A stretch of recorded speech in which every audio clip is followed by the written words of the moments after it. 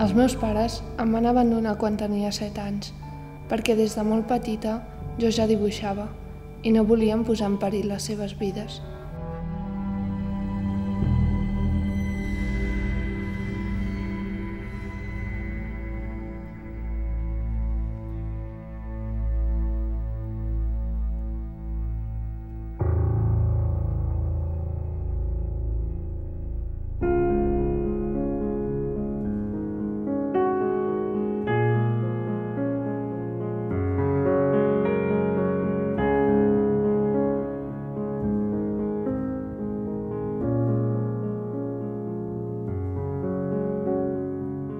Des que l'art va ser prohibit a principis de segle, tots els nens que volien dibuixar eren tancats en orfenats.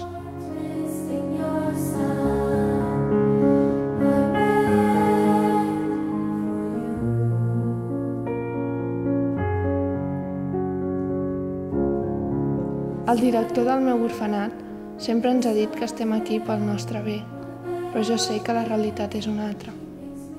Per això, un dia, vam decidir escapar-nos.